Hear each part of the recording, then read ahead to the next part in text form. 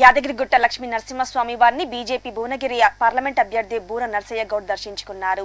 ఈ సందర్భంగా స్వామివారికి ప్రత్యేక పూజల్లో ఆయన పాల్గొన్నారు. దర్శనం అనంతరం కొండ కింద మీడియా సమావేశం ఏర్పాటు చేసి మాట్లాడారు. వచ్చే పార్లమెంట్ ఎన్నికల్లో తనకు ఓటు వేసి గెలిపించాలని అభ్యర్థించారు.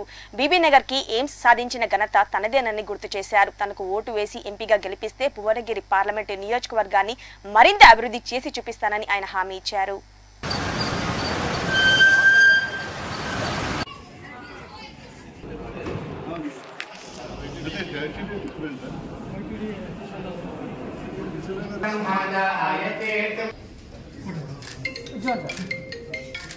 భువనగిరి పార్లమెంటు బీజేపీ టికెట్ కేటాయించడానికి మోడీ గారికి, మా యొక్క నడ్డా గారికి, అమిత్ షా గారికి, కిషన్ రెడ్డి గారికి, అతి ముఖ్యంగా భువనగిరి ప్రజలకు నా ధన్యవాదాలు. ఎందుకంటే ఈరోజు టికెట్ మా అధిష్టానం ఇచ్చిందంటే మా యొక్క ప్రజల యొక్క నమ్మకం దాని మీద ఉంది కాబట్టి ఇవ్వడం జరిగింది. కాబట్టి ఆ నమ్మకాన్ని ఒమ్ము చేయకుండా మీరు గెలిపించాలని మనస్ఫూర్తిగా కోరుకుంటున్నాను. అదేవిధంగా ఈరోజు నేను ఎంపీగా గతంలో చేశాను.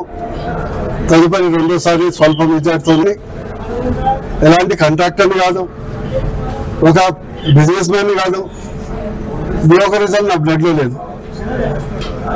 ఒక హానెస్ట్గా పనిచేసే వ్యక్తిని మీడియా మిత్రులందరికీ తెలుసు.